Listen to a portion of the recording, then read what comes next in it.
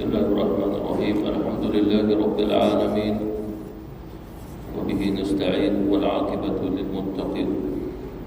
Wassalatu wassalamu ala nabiyyina Muhammad wa ala alihi wa sahbihi ajma'in. Allahumma faqihna fid din 'allimna ta'wil waj'alna min 'ibadika shalihin. Allahumma ta'alaina bi futuhil 'arifin warzuqna fahman nabiyyin wazidna ilman nafi'a ولسانا ذاكرا وقلبا خاشعا وعملا متقبلا ورزقا حلالا طيبا واسعا والحمد لله رب العالمين. آمين. السلام عليكم ورحمة الله وبركاته. 283 Betul? Pernah? Oh ya. Ya. Nggak datang. Ya, 282. Pernah? Ingin ria. Kita masih lagi pada bahagian yang keempat. Jadi kata ulama-ulama kita, kebijaksanaan seseorang manusia berdasarkan akalnya, tapi kembali balik pada akal, pada usul akal. Seperti mana yang telah saya bicarakan sebelum ini, kebijaksanaan seseorang gantung pada akalnya dan gantung pada hubungannya dengan Allah. Kebijaksanaan dia di situ. Lalu apabila seseorang yang dikatakan dia bijaksana, tapi akalnya tidak adanya wasilah, kesinambungan kepada Allah, pada ma'rifatullah, dia bukan seorang yang bijaksana.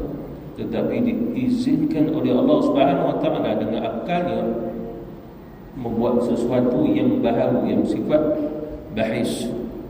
Allah Subhanahu Wa Taala membiarkan agar manusia mengetahui itu bukan Allah. Mukhallafatu lil hawadis laysa kamithlihi syai'un wa huwa as-sami'ul basir.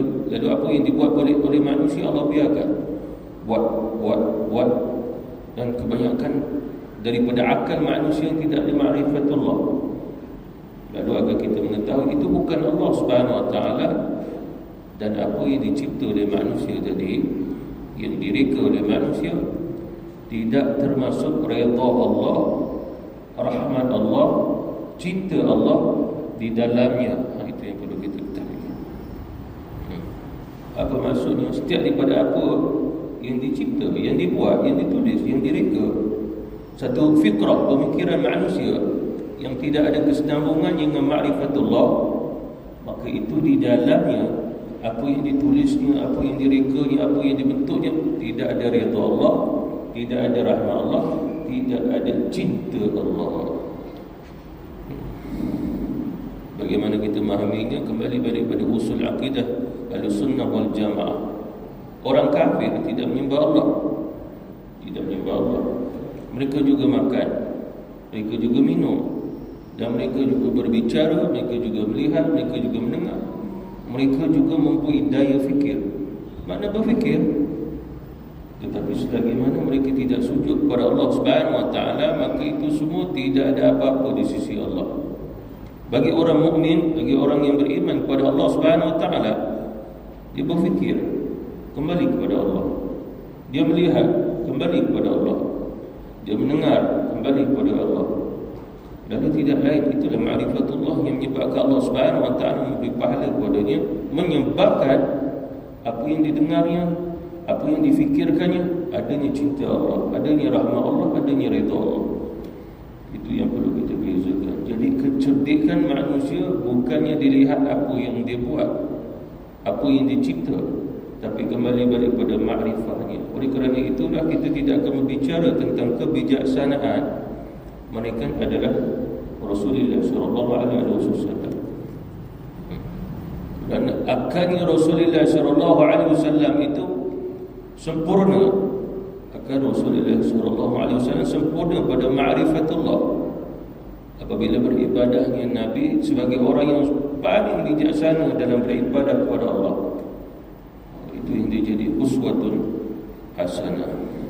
Dan antara manusia-manusia yang telah tersalah dalam pemikiran akalnya, Iaitu dia membentuk akalnya agar dirinya ini dikenali manusia. Sedangkan apa yang dilakukan itu tidak lain melainkan itu semua adalah sesuatu yang diizinkan oleh Allah Subhanahu Wa Taala untuk berlaku. Tetapi sekiranya tujuan bukan untuk Allah Subhanahu Wa Taala, maka tidak ada gunanya. Seperti mana disebutkan, apabila manusia itu dia memunculkan sesuatu yang bersifat mazmumah, antara dia beri contoh ingin riya, itu sambungan kita, maksudnya ingin memperlihatkan amal perbuatan kepada orang, sedangkan setiap daripada amal perbuatan nilaiannya ibadah kepada Allah, maka ada kaitan dengan pahala, keampunan, diangkat derajat. Dan semua manusia di atas dunia tidak mampu untuk menciptakan itu semua. Manusia tidak boleh menciptakan keampunan, manusia tidak boleh menciptakan derajat, dan semua milik Allah. Maka oleh kerana itulah amalan itu mesti kepada Allah Subhanahu Wa Taala. Lalu apabila manusia mengamalkan sesuatu, dilihatnya pada pahala, dilihatnya pada derajat, pada makhluk, maka Allah Subhanahu Wa Taala tidak menerimanya. Dia ingin jadi kepala ni ketua lah. Bertambah kuat dengan bertambah umur, tidak bertambah lemah. Mana di sini atas diri dia, sekiranya dia merasai itu satu nikmat, lalu dia alhamdulillah, dia diberi pahala oleh Allah. Tetapi kalau sekiranya untuk makhluk, maka dia tidak diberi pahala oleh Allah Subhanahu Wa Taala. Hanya saja mungkin juga dia tidak disisa oleh Allah Subhanahu Wa Taala, tapi dia telah melakukan satu perkara yang lagha, sia-sia. Sebabnya mungkin kerana berlebihan kurang ilmunya yang memperkenalkan faedah hawa nafsu, maknanya keinginan tadi kepada riya dan juga untuk menjadi ketua itu. Maknanya Imam Al-Ghazali nak beritahu ini juga fungsi pada akal, bahagian pada akal itu sendiri, yang mana ada juga apa yang difikirkan daripada sudut kemanusiaan itu, maknanya pemikiran manusia, tetapi dia telah keluar pada sifat ataupun tabiat gharizah, kehidupan pada akal yang sunnah. Seperti mana kita ambil contoh dalam Quran Al-Karim, idhhab ila fir'aun fa innahu tagha, ya Musa, kamu pergi kepada Firaun, fa innahu tagha, maka sesungguhnya dia sangat melampau. Apa maksud melampau? Pada pemikirannya, pada kekuatannya Allah Subhanahu Wa Taala beri padanya, maka kesombongannya itu telah melampau, keriakannya itu telah melampau, sehingga sampai peringkat ana rabbukumul a'la, aku dah Tuhan yang maha tinggi. Itu tagha. Maka tabiatnya akan manusia dia tidak perlu sampai begitu. Tabiatnya akan manusia dia boleh mengatakan saya raja, saya ketua, silakan. Tetapi sampai peringkat aku adalah Tuhan kamu yang maha tinggi, maka itu tagha. Jadi oleh kerana itu akal manusia itu Allah Subhanahu Wa Taala telah hadkannya. Sekiranya dia melampau melebihannya, maka Allah Subhanahu Wa Taala akan mengazabnya. Seorang sultan mengatakan saya adalah sultan, saya adalah raja, Allah Subhanahu Wa Taala tidak akan mengazabnya. Seorang khalifah mengatakan saya adalah seorang khalifah, seperti mana Syekhul Azhar di Mesir semua akan disebut sebagai al-imam. Saya al-imam, maknanya Syekhul Azhar. Tidak ada masalah, Allah Subhanahu Wa Taala tidak mengazabnya. Tapi apabila menyatakan bahawasanya sesuatu yang bertentangan di sudut fitrah akal manusia, maka Allah Subhanahu Wa Taala mengatakan saya adalah nabi, saya adalah rasul untuk kamu. Sedangkan Rasulullah itu adalah nabi penutup, rasul penutup. Ataupun dia mengatakan saya anak Allah, ataupun dia kata saya adalah Allah, begitu. Itu tahu. Jadi manusia apabila akalnya melampaui itu yang maksudkan dimaksudkan oleh Imam Al-Ghazali, itulah pada penampauan pada akal manusia sehingga telah keluar pada sifat tabiat gharizah. Kita akan jumpa gharizah adalah kehidupan pada akal, tabiatnya, peranginya. Kerana itulah seorang doktor, sanggup mencegah diri dari sebahagian makanan yang mendatangkan mudarat. Mudarat ni bahaya. Bahkan sebahagian ulama' menyatakan bahawa ada sebahagian pada makanan dan juga minuman kita tidak dapat kepastian ada bahaya atau tidak. Sebahagian orang kata tak boleh makan, bahaya. Sebahagian orang kata boleh makan, tak bahaya. Sebahagian orang kata ada racun. Sebahagian orang kata boleh makan, buang racunnya dulu. Sebahagian orang kata tak ada racun, boleh makan. Lalu di pihak kita bagaimana? Di pihak kita tidak boleh terima tersebut. Kaedah dia gitu. Mengapa? Mungkin tidak sesuai atas kita. Ada orang yang mana dia boleh makan dengan racun-racunnya. Ada orang boleh makan tapi buang racunnya.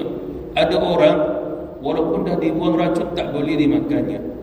Jadi kesesuaian itu atas empunya diri, bukan pada apa yang disebut. Oleh kerana itu di salah satu hukum fiqh bab makanan, bab minuman, satu pengkhususan hukum pada usul Allah Subhanahu Wa Taala kata ia halal pada usul.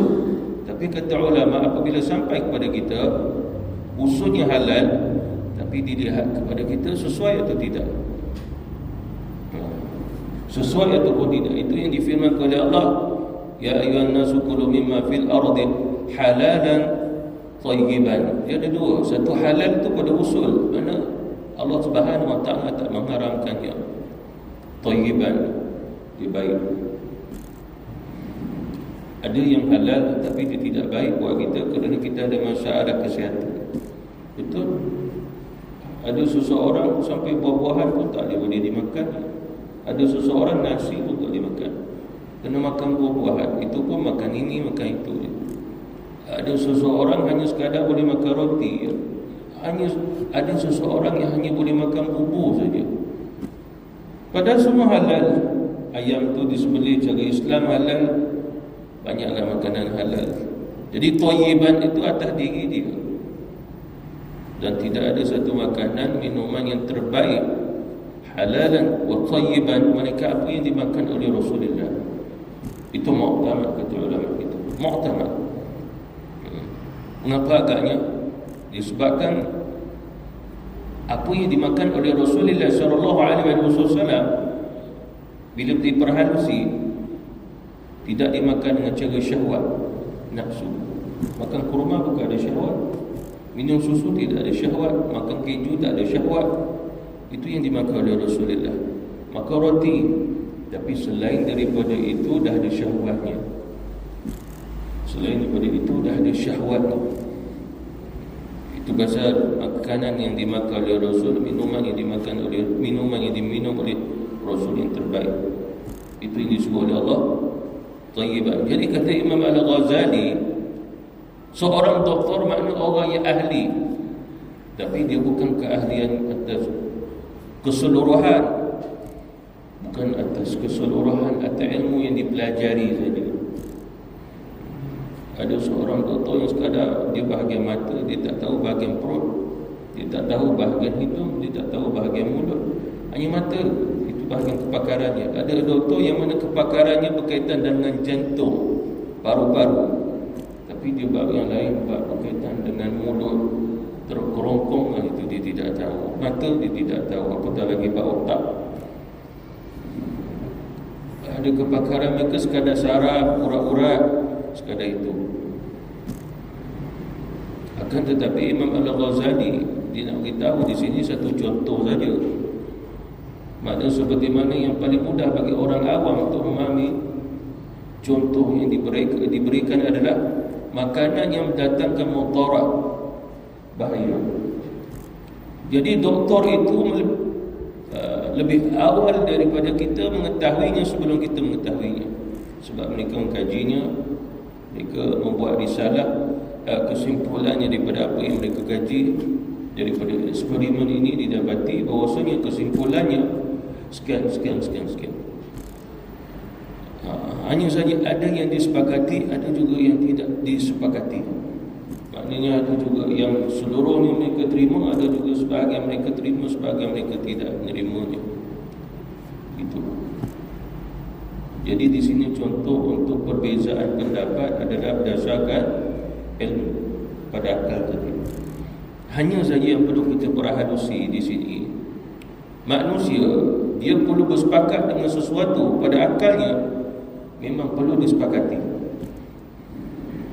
Yang pertama. Yang kedua, manusia ada sesuatu yang perlu jangan dia sepakati, ada perbezaan pendapat. Yang ketiga adalah dia perlu menolak seluruhnya. Itu akal.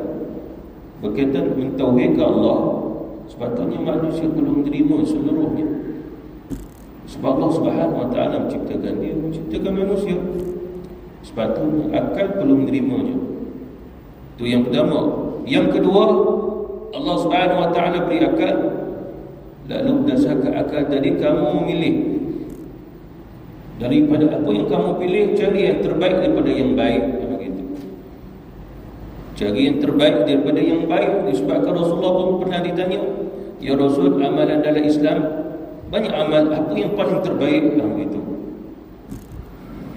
Ya Rasul, solat, ada solat fardu, ada solat sunat, waktu malam, waktu siang, ada solat duha, macam-macam solat ya Rasul. Dalam semua solat tu ya Rasul, solat apa yang paling utama? Nabi kata, apa saja solat, cuma kamu berdiri lama, maknanya kamu baca panjang. Kecuali kalau imam, dia perlu menyederhanakan, tidak terlalu panjang, tidak terlalu pendek. Kalau kita solat sedikit-sedikit, silakan. Rasulullah kata kamu baca panjang-panjang. Itu kata Rasulullah SAW. Seperti mana bulan Ramadan, kita solat 8 rakaat, ada yang solat 20 rakaat. Tapi 8 rakaat kita baca panjang. Yang 20 rakaat itu 15 minit dah selesai. Pendek-pendek sangat. Jadi menang yang 8 rakaat. Tapi ada juga orang yang solatnya tarawih yang 4 rakaat je, tapi 3 jam.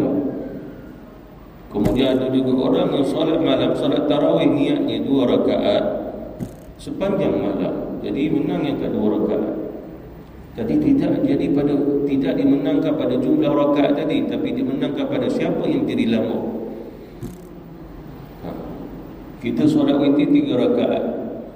Imam Abu Hanifah solat witir 1 rakaat, tapi 1 rakaat solat witirnya habis 30 juzuk Quran.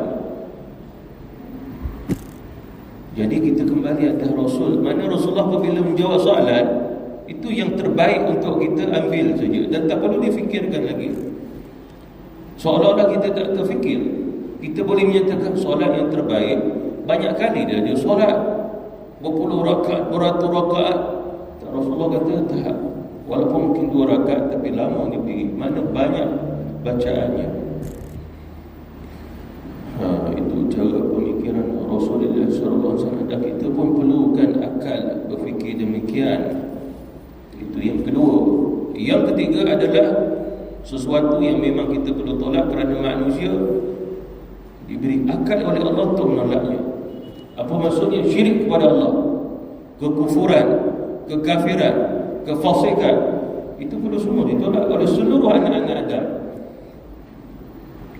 Bila manusia telah diganggu syaitan, dihasut syaitan, disesatkan oleh syaitan, lalu mereka mengatakan bahawasanya Allah Subhanahu Wa Taala itu ada anak. Lalu akal manusia semua kena bersetuju dia telah sesat. Dia manusia yang sesat. Tapi manusia dah tak setuju ini. Makna itu yang dimaksudkan gharizah kehidupannya itu sesat juga, sebab bersetuju. Orang yang tidak bersetuju itulah tak hidayah. Orang yang bersetuju tadi dengan kesesatan, maka dia telah sesat. Dan kita tidak boleh kata mereka adalah orang yang bijak. Tidak. Orang yang bijak adalah betul pada hidayah. Seperti mana mereka kata bahawasanya Isa itu lahir 25 Disember. Musimnya musim sejuk, turun salji. Turun salji musim sejuk. Memang kebiasaan 25 Disember itu musim sejuk di sana. Itu memang tidak ada sampai turun salji. Cuba kita tanya kepada dia, Isa itu siapa? Dia kata Tuhan. Sebab dalam Quran Allah Subhanahu Wa Taala kata laqad kafara alladziina qalu, kafir orang yang kata innallaha Allah Subhanahu wa taala itulah Isa bin Maryam. Nabi Isa itu Allah. Lalu kita tanyakan, kalau itu Tuhan ini lahir baru, jadi manusia sebelum-sebelum ni sembah siapa? Kalau Tuhan itu baru saja lahir. Kalau kamu berangkat, kalau ditanya siapa menciptakan langit dan juga bumi, dia kata Tuhan. Dia mengakui Tuhan. Cuma soalannya, sebelum adanya Isa itu belum lahirnya Isa, siapa yang cipta langit bumi ni? Lalu mereka kata lagi, Isa itu jelmaan. Jelmaan maksudnya adalah dia menjelma jadi manusia. Hanya soalannya kita tanyakan, sebelum dia menjelma jadi manusia, sebelum ni dia jenis apa? Jenis apa dia? Mereka tak mampu menjawabnya. Mereka menjawab dengan logik akal, kita patahkan lagi sebab logik. Jadi apa maksudnya? Pemikiran batil manusia telah lemah. Al-haq tidak boleh dikalahkan. Yattabi'una illa dhann wa inna dhanna la yughni min al-haqqi syai'a. Mereka yang ikut zan, sangkaan, dan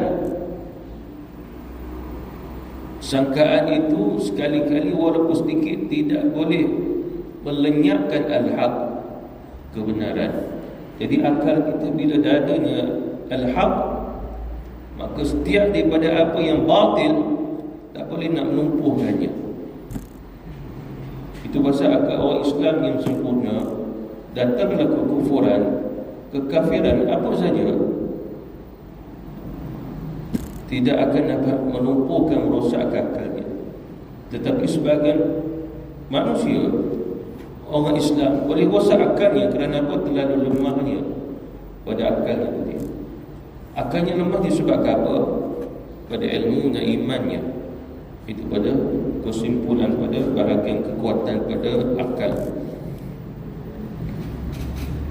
Dan orang yang lain sama kedudukan akalnya dengan doktor itu tidak sanggup menahannya apabila dia bukan doktor, meskipun dia berkeyakinan secara umum bahawa makanan itu mendatangkan mudarat.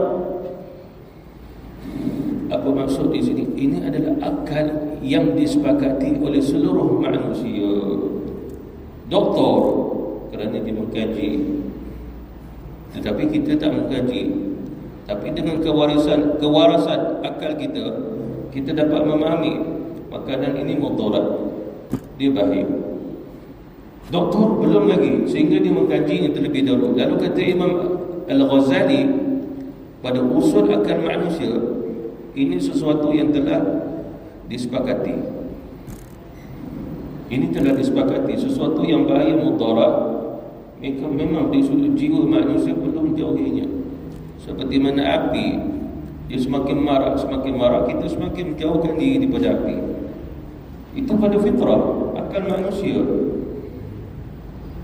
Jadi ini salah satu contohnya kata Imam Al-Ghazali, sepatutnya manusia, walaupun dia bukan doktor, sebahagian makanan itu disepakati seperti mana yang dikatakan doktor.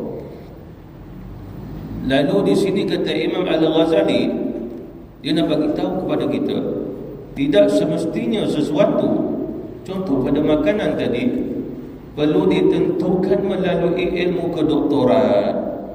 Tidak. Tetapi ditentukan daripada apa? Akal manusia yang waras. Akal manusia yang waras. Akan tetapi apabila pengetahuan doktor itu lebih sempurna, maka takutnya pun lebih keras. Maksudnya apabila dia mengkaji, maka dia menjumpai sesuatu yang mungkin kita tidak menjumpai di dalamnya. Seperti mana contoh kita mengatakan makanan ni tak ada mudarat, dia tidak berbahaya, kita makan. Ya, pada awalnya doktor juga mengatakan demikian, tapi kalau dikata berlebihan, maka dia mudarat. Yang itu kita tidak mengetahuinya. Seperti mana dalam ilmu kedoktoran, kalau dalam tubuh kita vitamin C itu berlebihan, maka bahaya. Dia bahaya. Itu pasal dalam Islam, alaikum bil qasdi, pada kesihatan kamu, kamu kena bina kesihatan yang seimbang. Seimbang maksudnya zat kamu tidak kurang, zat kamu tidak bertambah, tidak lebih. Sederhana. Lalu kalau kita lihat Rasulullah orang yang paling sederhana. Makna kesan makan Rasul, kesan minum Rasul ada pada jasad dia, tubuh dia. Lalu bila dia lihat Rasul, para sahabat mengatakan Rasulullah orang yang sederhana dia. Kesannya begitu. Nabi juga orang yang aktif. Dia berjihad, dia berdakwah, dia kalau berjalan laju. Tapi bila sahabat Rasulullah melihat Nabi, tetap dia orang yang berpawatakan sederhana saja. Cara Rasulullah makan, bahkan sampai ibadahnya Nabi juga bersifat sederhana. Sebab Nabi kata Islam yang itu. Lalu ini menunjukkan, kata Imam Al-Ghazali, bahawasanya doktor yang terbaik adalah doktor yang mengetahui bagaimana nak seimbangkan keadaan zat-zat manusia. Ada orang yang sakit pernafasan dia, doktor tengok adanya air dalam paru-paru, lalu perlu dibuang. Ada orang yang datang lemah badannya, doktor cek kurang air, masuk air. Ada orang darahnya tinggi, diberi ubat, diberinya ubat untuk kita relax, rehat, untuk rendahkan darah tinggi. Ada orang yang darahnya rendah, diberinya sesuatu, suruh makan ni, bagi tinggilah sikit. Seimbang, itu doktor yang terbaik sebenarnya. Waktu saya belajar dulu, memang dalam Islam disebutkan maksudnya doktor adalah tidak lain, dia adalah pakar untuk mengajar kita kalau kita sakit macam mana nak seimbangkan balik. Semua kita telah tahu. Salah satu mengapa kita sakit kepala, bila kita cek darah kita, darah tu tinggi, tekanan jantung pun laju. Ada orang yang pergi ke hospital sakit kepala, lepas tu doktor pun cek, darah ni normal, bagus tadi, cantik darah ni, macam mana dia sakit kepala lagi ni? Doktor akan tanya, sebab ada masalah tekanan hidup ke? Ada fikir itu, fikir ni ke? Dia akan tanya itu. Betul. Kadang-kadang ada orang tak boleh nak tidur, cek darah okey, tekanan jantung semua okey. Lepas tu doktor nak bagi ubat pun bersalah, nak bagi tidak, macam tak sakit orang ni. Cuma dia kata dia tak boleh tidur dah seminggu dah. Bahkan ada orang berbulan-bulan tak boleh tidur malam. Dia doktor mula tanya, ada fikir apa-apa ke? Fikir orang ni orang tu ke? Fikir orang dah mati ke? Fikir mati ke? Dia kata ada. Mungkin sebab tu. Betul. Sebab doktor dia keahlian sampai di situ. Dia takkan bagi satu ubat untuk kita makan kalau kita tidak sampai pada penyakit itu. Itu pada kaedah kedoktoran. Jadi bagaimana doktor itu sendiri mengetahuinya? Akal dia balik. Dia tak akal. Ada orang yang sakit sampai doktor kata maka ubat dah tak boleh, ini kena buat pembedahan, kena potong ni potong tu. Ada juga begitu. Sebab ubat yang dia makan sekadar untuk menahan sakitnya saja. Tahan sakit istilahnya pergi ke akal juga. Satu bahagiannya saraf untuk membuang pemikiran tentang rasa sakit. Padahal dia memang berdenyut-denyut tapi tak terasa sakit. Dia membuang rasa. Lalu kalau kita tidak mahu itu lagi, sebab kita tak mau gantung ubat, lalu doktor kata kena buat ni, urat ni nak kena buat sekian-sekian balik. Itu terpaksa buat kalau orang memang dah tak tahan sakitnya. Dan itu dalam perubatan Islam juga. Itu dalam perubatan Islam. Jadi siapa yang boleh buat itu semua? Orang yang ahli tadi. Seperti mana dia Rasul, kalau seorang tabib, doktor, dia bukan ada keahlian, cuma mengaku, sehingga mencederakan manusia, bahkan sampai mematikan manusia, maka dia bertanggungjawab. Seorang doktor, dia bukan doktor yang sebenarnya, mengakui, orang pun dah tertipu dengannya, Dia buat pembedahan, mati orang tu, maka hukum hudud atas dia. Dia boleh dibunuh kerana sabit membunuh sebab keahli. Itu hadis Rasulullah sallallahu alaihi wasallam. Lalu Nabi nak beritahu kepada kita, apabila namanya doktor, maka dia mempunyai keahlian lebih daripada kita kerana ada kajiannya. Sekadar itu. Tapi kesepakatan pada akal itu tetap sama. Kalau makanan itu beracun, kita tidak akan makannya seperti mana dia kata tak boleh makan. Kita telah mengetahuinya. Bahkan dilarang dalam Islam.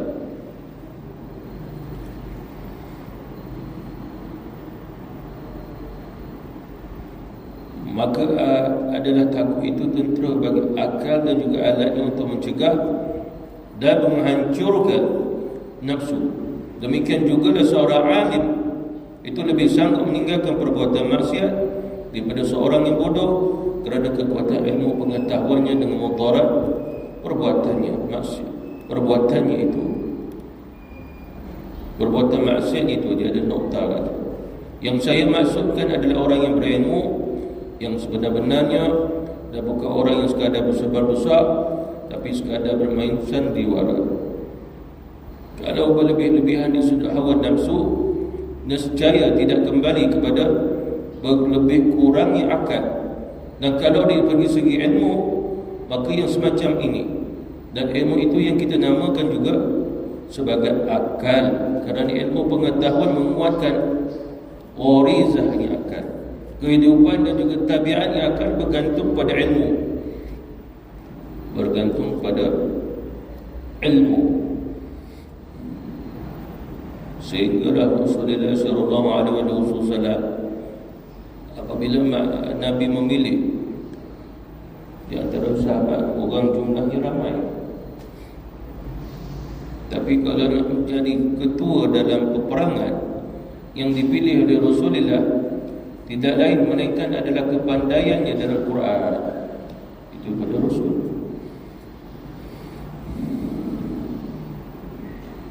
Nabi minta mereka berbaris, lalu Nabi tanya, awak kamu hafal apa daripada kitab Allah? Ya Rasulullah, aku hafal ayatnya, surah ini, surah ini. Kamu pula? Aku hafal surah ini ya Rasul, surah ini ya Rasul, surah ini ya Rasul. Semua mengakui apa yang mereka hafal. Sampai seorang pemuda usianya baru belasan tahun, sebagai ulama kata 18-19 usianya. Kamu hafal apa? Ya Rasul, aku telah selesai menghafal suratul Baqarah.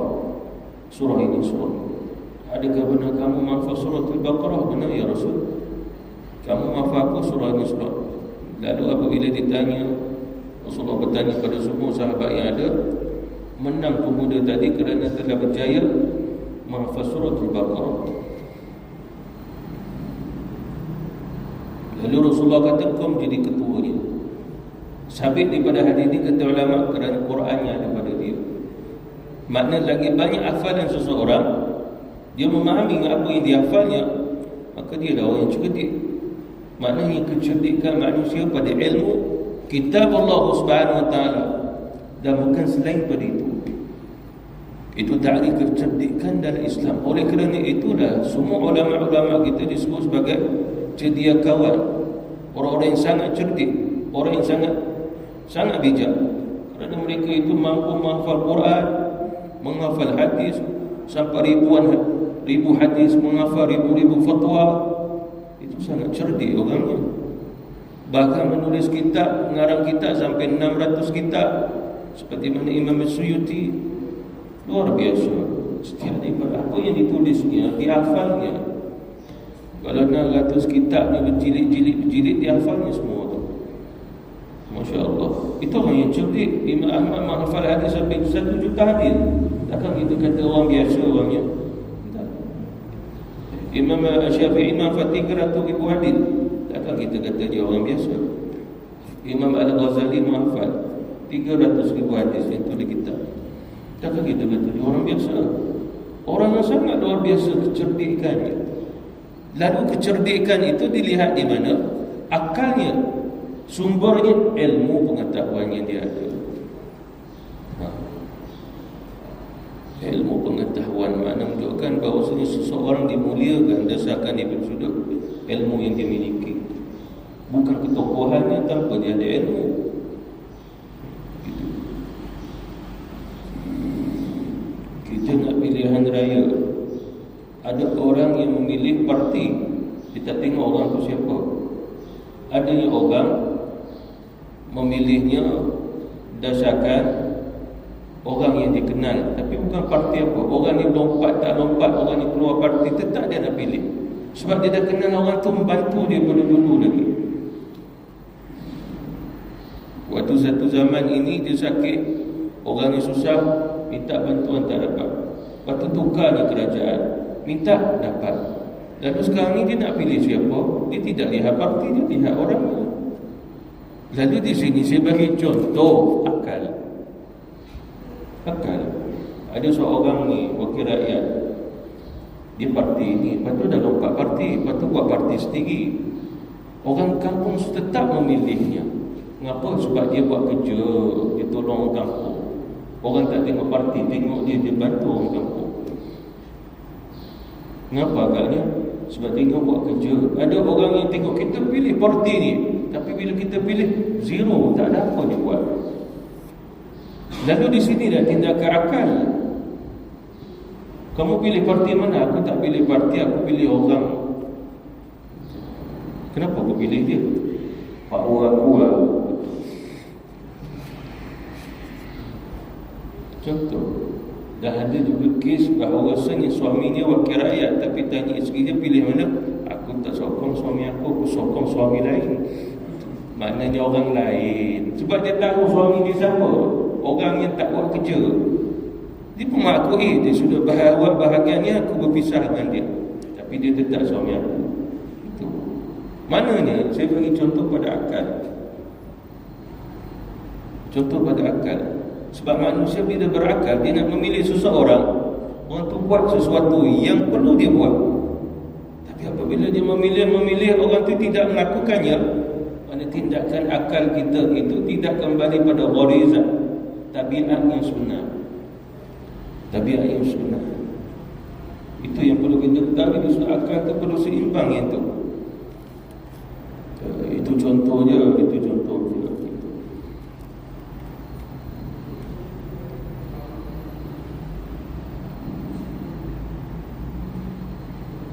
Maka adalah lebih kurang itu menurut nama yang diberikan, dan kadang-kadang lebih kurang itu semata-mata ada gharizah akal. Ada kalanya Allah Subhanahu Wa Taala yang menguji kita pada akal. Dia menguji. Apa maksudnya? Seperti mana tok nenek moyang kita dulu, kalau dia masih hidup, kita pun pernah hidup dengan dia. Kita bercakap dengan dia, dia mempunyai satu pemikiran seolah-olah sesuai dengan zaman dia, dan tidak sesuai pada zaman setelah daripada dia, ataupun dengan pemikiran kita hari ini. Dan jangan kita beranggapan bahawasanya pemikiran yang betul itu mesti kembali balik, orang itu mesti cerdik, pandai menulis, pandai membaca, pandai mengira. Pada usul dalam Islam tidak. Pada tabiat manusia, gharizah manusia, seseorang yang pandai bukan sabit kerana pandai menulis, pandai banyak bahasa, pandai mengira, pandai huruf. Tidak. Di sudut usul. Ini dalam Islam saja. Agama lain ataupun pemikiran-pemikiran barat adalah cara dia. Ini di sudut pemikiran Islam. Itu pasal yang akal yang betul adalah tok nenek moyang kita tak tahu menulis, tak tahu membaca, dia tak pernah sekolah pun ada. Lalu kita beranggapan tok nenek moyang kita dulu orang bodoh. Tidak. Sebab kita lihat siapa yang dia sembah? Allah. Dia meninggalkan solat? Tidak. Tanya dia buat haji atau dia 8 kali. Masya Allah, tok nenek moyang saya dia buat 8 kali buat haji. Kita tak pernah terfikir dia boleh buat 8 kali. Apa maksudnya di sini? kecerdikan manusia pada makrifah dia, ilmu dia yang jadi usul dan bukan yang kita fahami dengan logik akal. Itu pasal wahyu yang pertama Allah Subhanahu Wa Taala tak perintah tulislah, kiralah, hitunglah, tapi Allah kata iqra, bacalah. Berapa ramai ada di antara ulama-ulama yang tak tahu tulis, dia mendengar lalu dia membaca dan menghafalnya. Dekat Mesir ada orang yang buta huruf, tak tahu tulisan Arab, padahal dia orang Arab, tapi dia hafal Quran dengan cara dia mendengar. Allah bacakan Quran kat dia, dia baca balik, dia ingat, dia ulang balik, lalu dia menghafal selesai. Sama kedudukan seperti mana orang buta yang hafal Quran kecil-kecil lagi. Kita tanya, macam mana kau hafal Quran? Kau kan buta, tak huruf, kau pakai braille. Kata tak pakai braille. Lalu macam mana kau menghafalnya? Aku mendengar bacaan, ibuku membacakan buat aku menangkapnya. Itulah ayat Quran, iqra, bacalah dengan apa yang dia dengarnya. Wa idza quri'al Quran fastami'u lahu, apabila Quran dibacakan kamu dengar. Itulah usulnya pada akal dan bukan pada tulisan, bukan apa yang kita lihat pada mushaf. Maknanya adalah sesuatu yang ada pada akal manusia yang digambarkan dengan kitab Allah Subhanahu Wa Taala yang duduk dalam hati, bukan gambaran pada mushaf. Jadi ini adalah usul di sudah akalnya manusia. Oleh kerana itu tidak mustahil orang yang buta tak dapat mengetahui ataupun tidak pernah mengetahui huruf-huruf, dia masih berkemampuan untuk menghafal kitab Allah Subhanahu Wa Taala. Wallahu ta'ala alam. Jadi insya-Allah nanti kita sambung bahagian akal yang tiga, iaitu ilmu pengalaman. Bukan ilmu pengetahuan, ilmu itu dah pengetahuan, ni pengalaman adalah satu yang pernah berlaku. Itu sebahagian daripada kaedah untuk tabiat, gharizah pada ilmu ini pada akal. Wallahu a'lam. Bismillahirrahmanirrahim. Allahumma fa'na bima 'allamtana wa 'allimna ma yanfa'una wa zidna 'ilma. Walhamdulillahi 'ala kulli hal wa na'udzu billahi min 'adzabil nar.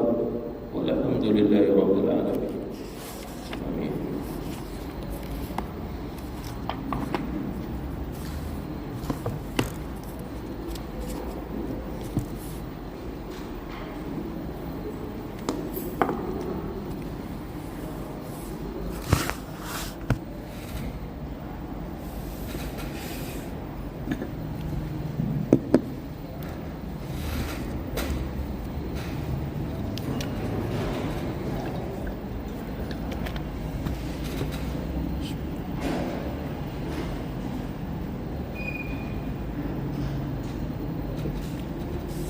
Saja. Ya, masuk.